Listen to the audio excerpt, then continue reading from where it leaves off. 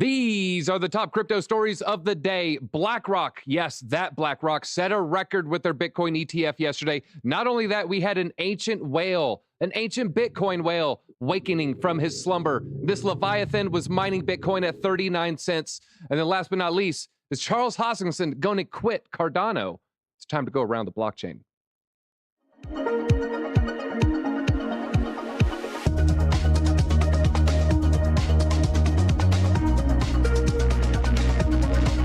Thank you for joining, everybody. We're just going to get right into the show because these are some major news stories. And in the green square, we have Paul Puey. How are you doing, Paul? I always feel like I'm nervously saying your last name wrong. But Paul, how are you doing? I'm doing great. Thanks for having me, DZ, again. So, yeah, close enough with the last name. It's a whole lot better than most people pronounce it. So, Paul Puey, that's me. Yeah, Paul exactly. Puey. Paul Puey. Works well. You know, it rolls off the tongue when you say it all together. All right, like onomatopoeia. And then also on today, first time on the show, so make sure go check out her socials. It is Sonali. Sonali, how are you doing today? And is it De.fi or De.fi? Well, it's De.fi, but just for clarity's sake, because I know a lot of people confuse it with the space itself. So I always say it's De.fi, DE.fi. All right. Well, there you go, folks. And we're going to have links down below. So make sure you go follow those accounts down there. Show them a little bit of the ATB love. But let's just get right into the first story, everybody. Bitcoin ETF from BlackRock is continuing to set personal sales records right now. Even though Bitcoin had a violent day yesterday, gigantic price swings, Wall Street was not swayed away, everybody. They scooped up 12,000 Bitcoin, valuing $778 million. Yes, they scooped up $778 million worth. For reference, 900 Bitcoin are released every day from miner rewards. So we're only releasing less than 1,000, and they scooped up 12,000 just yesterday. Very, very high volumes, $3.6 billion. And now BlackRock's ETF is starting to get a sizable bag, everybody. They've now reached 183,000 Bitcoin. And for reference, the Chad of Bitcoin, Michael Saylor in MicroStrategy only holds 193. So BlackRock at 183, knocking on the door, nipping at the heels right there. Overall, the volumes hit $10 billion yesterday. So very, very bullish sentiment, even though Bitcoin, the markets were spooky. Wall Street was just not swayed anyone. Now, Paul, I'm thinking about BlackRock and, buyer exhaustion. This is kind of reminding me of Q4 2020, Q1 2021, where every time Bitcoin would go up, you would say, oh my God, they just keep buying. They just keep buying. Tesla was buying, MicroStrategy was buying. But at a certain point in 2021, MicroStrategy quit buying. And I'm fearing that we might see something similar with the BlackRock ETF. Wall Street might quit buying at some point, or maybe it hits too high a price point for it to be attractive. Do you think buying is going to slow down anytime soon? Or is this, maybe a ways away? Because we're still pretty far away where we should be in the 4-year cycle. Well, so realize that a lot of the buying has been institutional, obviously through the ETF. It's been gobbling up a ton of Bitcoin, love it or hate it. I'm not a big fan of centralized custodians holding Bitcoin. But one thing we have noticed is that retail hasn't really hit the market yet. For all of us that have been in crypto for Bitcoin for a long time, you kind of know when it happens because you start getting like the Uber driver and the cab driver asking you about it, your barista, bartender talking about Bitcoin.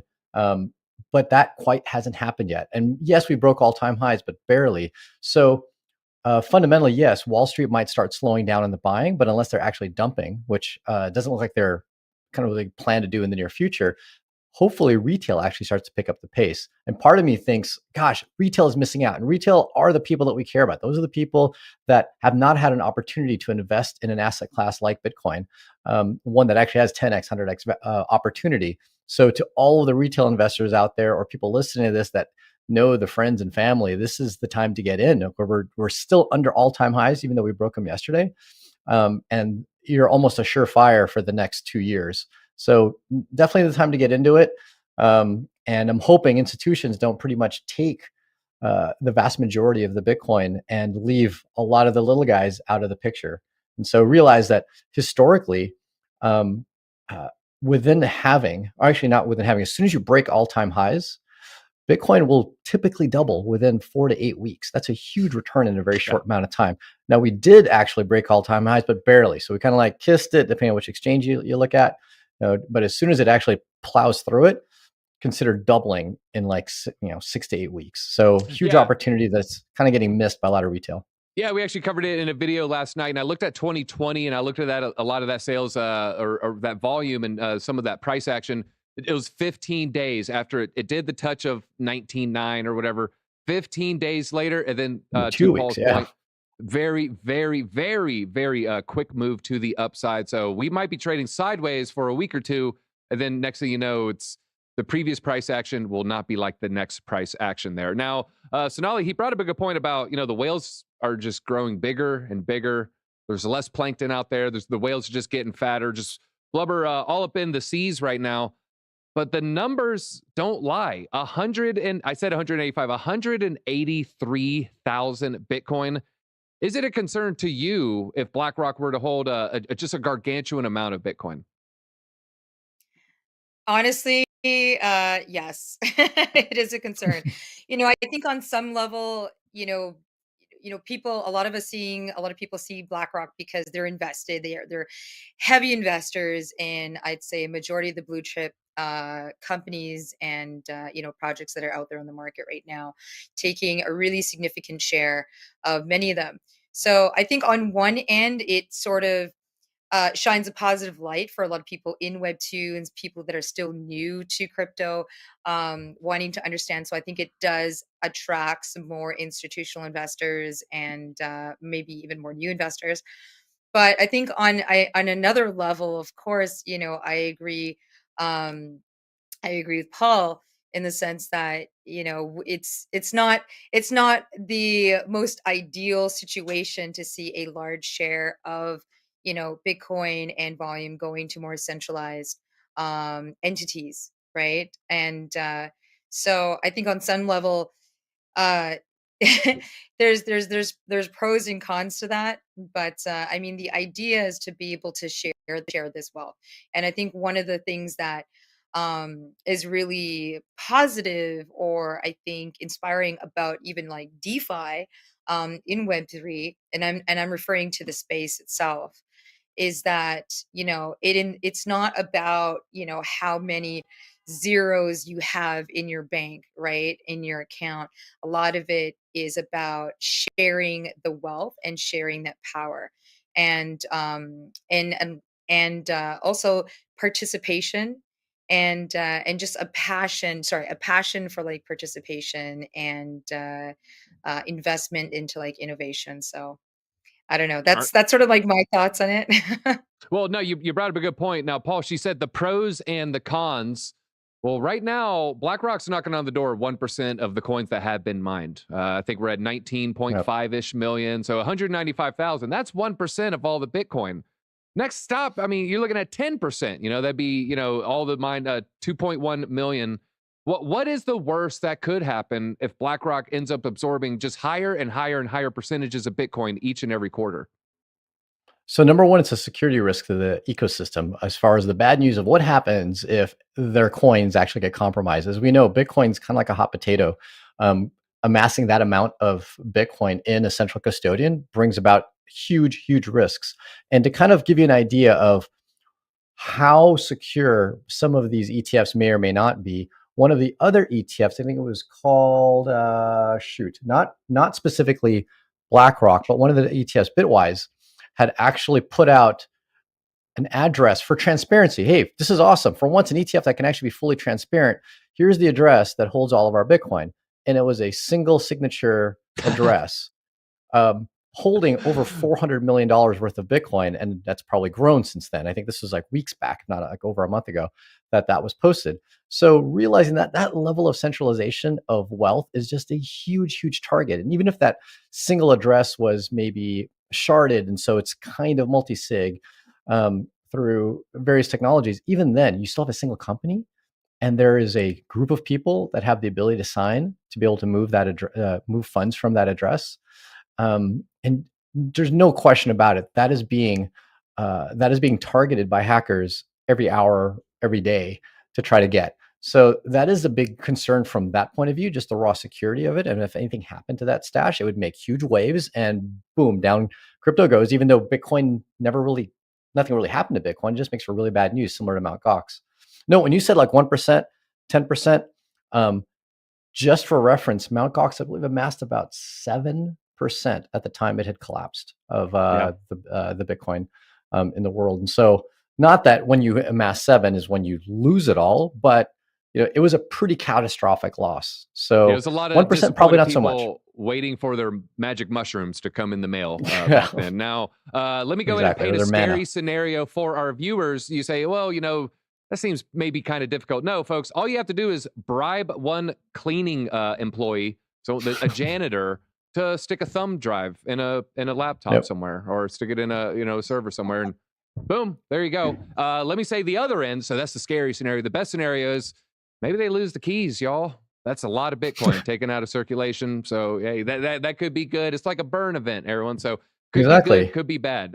So it's going to be interesting. But yeah, one single point of failure, probably not the best thing. But speaking of single point here, we have a single whale, a gigantic whale, a Leviathan, I called him or her. This person selling a lot of Bitcoin. They move 2,000 Bitcoin and they mined it in 2010. We actually looked into the blocks. The year started 9 cents, but they didn't mine in January, everybody. They mined in August, September, October, and November. And then Bitcoin's value roughly 39 cents. They're mining thousands of Bitcoin at 39 cents. They've moved their coins a few times over the years, I think kind of starting in 2020. This is the 16th time I think they've moved some coins. They moved 17,000 coins total, but this recent sale, they sold $63 million worth. They just dumped a cool 1,000 out of this old wallet, out of this ancient address. A lot of people saying that was part of the reason why we saw such a quick drawdown in prices, just thin order books out there, folks. But I want to ask you, Paul, maybe a little bit more, time in this space. When will the old whales be exhausted, or will that never happen? Oh gosh, depends how you define exhausted. I think it'll quote unquote never happen, but I think their impact on the market will slow down as it already has. So dumping 1,000 Bitcoins would have been a massive amount in kind of some of the earlier days with respect to how much it moves the market. Now it's like a little bit less significant, and so the market's just bigger at this point, and we've distributed the wealth as the whales actually go and sell. That wealth gets for the most part redistributed. So the 1,000 seems like a lot, but 63 million in a $1 trillion market cap, kind of looking at it in the grand scheme of things, not so big of a deal, And so I'm not so concerned about the whales right now, as long as Bitcoin itself, like the health of Bitcoin itself, is what matters. Is Bitcoin healthy? People will buy, people will sell. But much like looking at a stock in a company, is the company healthy? People will dump early founders and investors will dump, but it's all about the health of the actual project. And with respect to Bitcoin, store of value, it's healthy from the viewpoint of transactional capability. Once that becomes a necessity within the cryptocurrency world, Bitcoin has had some challenges. Obviously, like things like Lightning Network and high fees. That's when I think Bitcoin might get challenged, and we might see some dumping from whales that go, is this thing actually long-term feasible? And that's actually my bigger concern, is when we need to get to that utility era, and whether or not Bitcoin has the technology to match up with that era. Well, Sonali, we're looking at the price they're mining, at least this batch of 1,000. They held on from 39 cents all the way up to 69,000, back down to 15,000, and now back up in the mid 60s. What are your thoughts of this? Is this person a legend, a maniac, somewhere in between? What are your thoughts? I don't know. I think it's really interesting. Who wouldn't want to be in that position buying Bitcoin at 39 cents? I'm sure a lot of people are scratching at the walls, wishing that was they were in that place. But I don't know. Honestly, like we've been seeing like such a bullish market lately with especially with Bitcoin.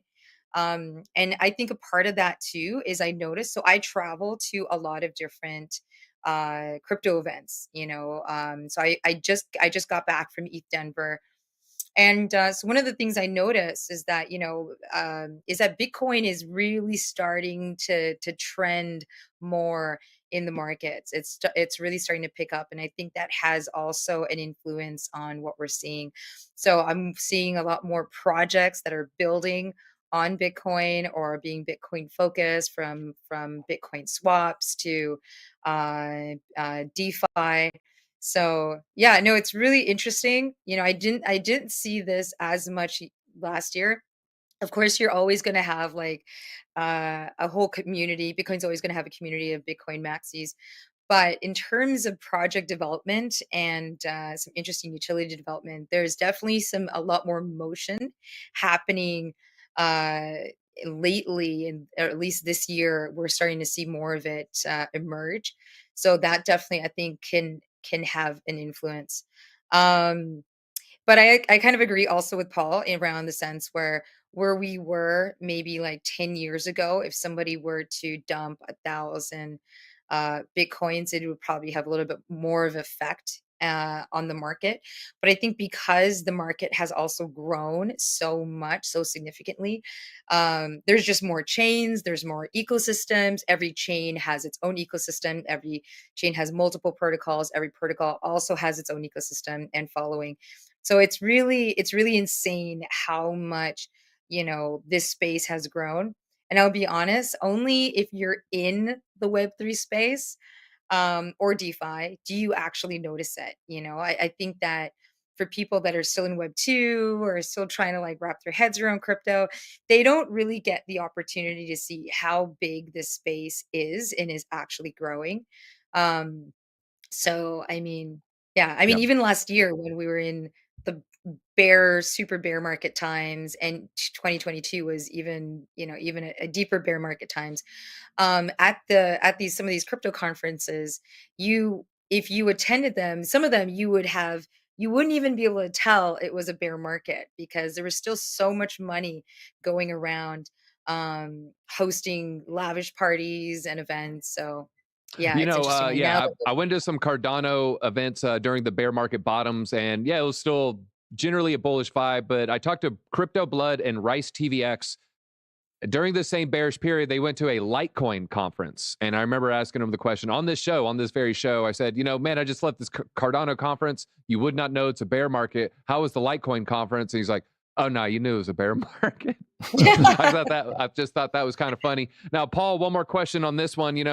I see this criticism about Bitcoin a lot where, when the price goes to a new all-time high, you get some old whale 14-year-old coins, oh yeah, this guy got in at 25 cents. These whales are just going to keep dumping. And you hear this narrative over and over and over. How is this different than seed investors in tech startups and near your area? Is it much different that Mark Zuckerberg's uncle maybe sells some early Facebook stock? How come traditional companies don't get that criticism of early investors are going to sell when it goes up, but crypto does get that criticism? I think it's because they think that it was free and easy to acquire and hold Bitcoin early on. Whereas, these early investors working with these early founders, and if founders had blood, sweat, and tears to build a startup, and like Zuckerberg and whatnot. But people don't realize something. It was very, very difficult to hold Bitcoin back in 2010. Like I got in 2013. Even then, it wasn't. It was already challenging, and I lost Bitcoin through the tools and whatnot. And just to recap for those of you that have gotten in more recently, what was it like to actually hold Bitcoin in 2010? You had to download this software that only ran on, I think at the time it was Windows and Linux. You would run the software and it would sync the entire blockchain, but the blockchain was smaller, so it didn't take too long to sync. But your keys, a lot of people now are used to like writing down 12, 24 words, or an Edge, you just create an account. Your keys were a file. They were just simply a file that was on your computer, unencrypted. And you had to back up that file so that if your computer crashed, you wouldn't lose all your money. And even worse yet, in Bitcoin, a lot of times many wallets will change the address, right? Over time for better privacy. Well, the old wallets did that as well. But after you got to, I think, address 50, you had to remember to re-back up the file again. And a lot of people lost a ton of Bitcoin because they kept receiving, the address would change, and the backup file on their computer would then update it with the next set of addresses, and they wouldn't back up that new file. all of this was just insanely complicated. Plus, this darn file, where would you put this thing? Like, a lot of people put it in the equivalent of like a Google Drive, and boom, out went their money.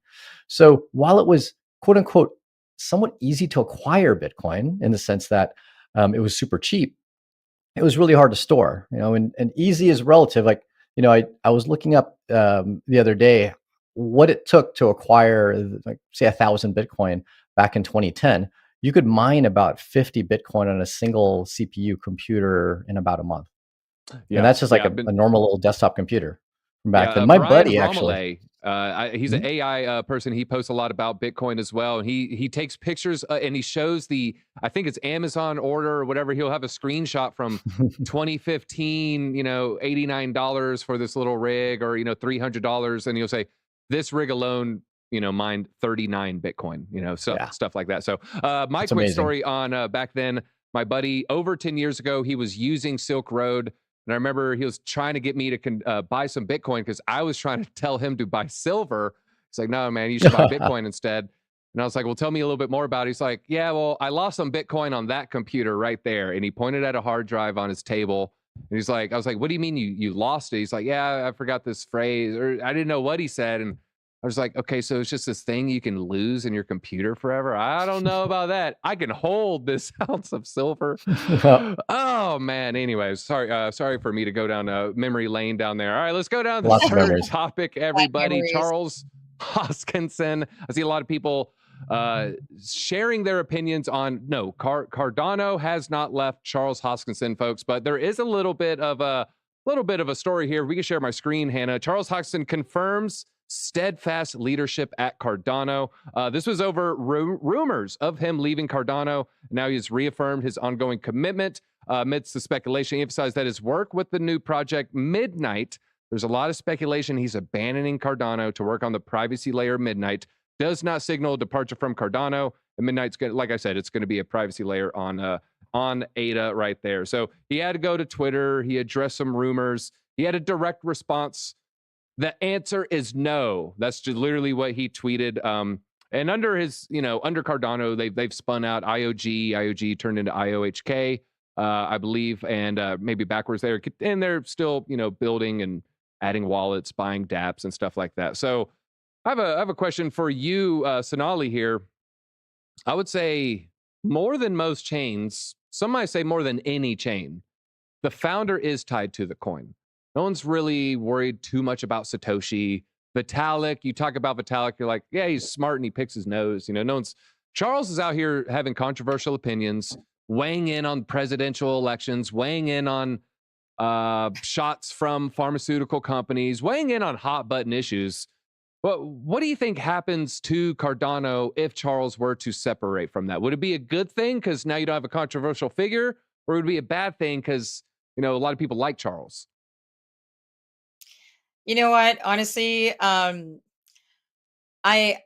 personally think it'd probably be a bad thing because Cardano, as speculative as the chain and ecosystem is sometimes for some people that are, very EVM, leaning towards or other ecosystems. I noticed that when I study the Cardano community or ecosystem, I noticed that there's a lot of really diehard fans that are diehard ADA fans in Cardano. And so it's interesting the level of community that Cardano has. They do have a pretty significant and meaningful community that follows them very closely. So, and I think, Charles has also had a really significant position in associated with Cardano because he attends several events. He's a publisher. He gets a lot of spotlight and media exposure. So I think people are just used to associating Charles so heavily with the token and with the Cardano as a whole. So I think it definitely would have an impact on Cardano if he left. Right. It doesn't seem like that's the case though, but it does seem like the case. Well, Paul, what are your thoughts? I mean, is Cardano's price tied more to the fundamentals and the tech, or is it more tied to how people feel about Charles? It's tied to Charles. I hate to say it. It's definitely not to the fundamentals of the tech. It's super tied to Charles. I think projects need to achieve a level of escape velocity in adoption before the founder, especially if the founder is incredibly public.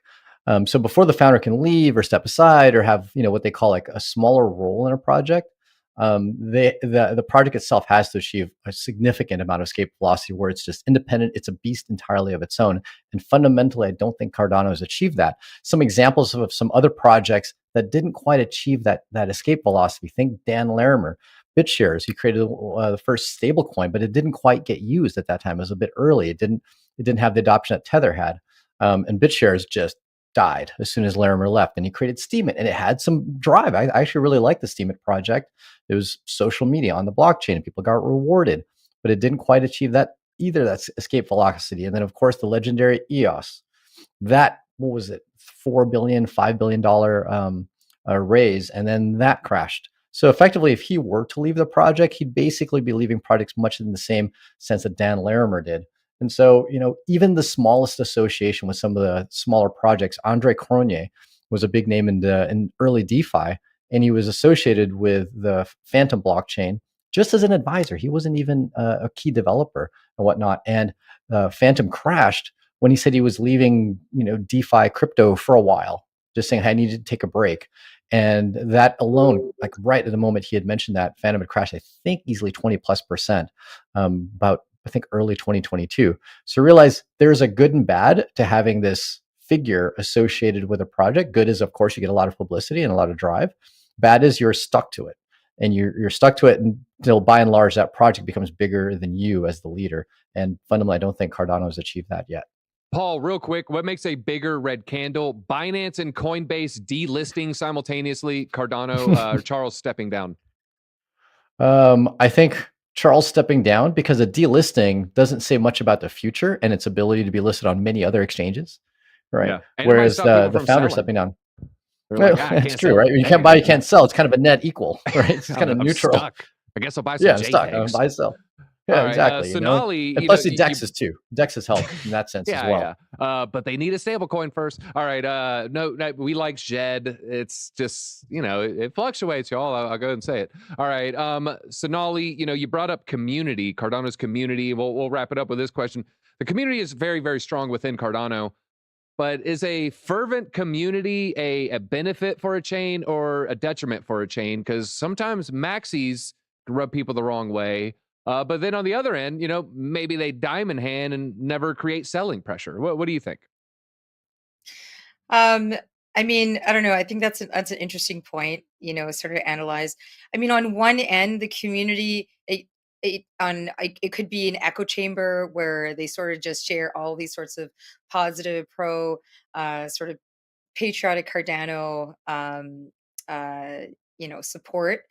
But then, I mean, I don't know. It's for Cardano within the community, it seems to be working.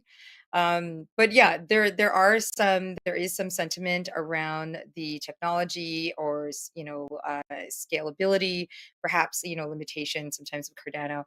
But I guess we'll see. We'll see what happens. To me, it really just sounds like Charles is sort of exploring a new project to potentially invest in and maybe bring in, under Cardano to have a little bit more of a spotlight. So yeah, so I guess we'll see what happens.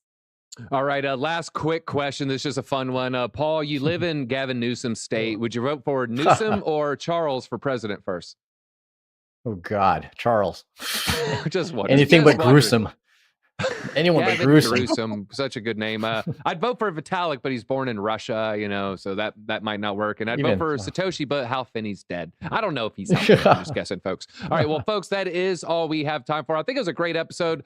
First time for Sonali on this show. Paul hasn't been on a while, so go down below, check the description. We have links to their socials. Make sure you follow them, show them some love, give them that little ATB bump. We appreciate it. And folks, we'll see you on the main channel tomorrow morning.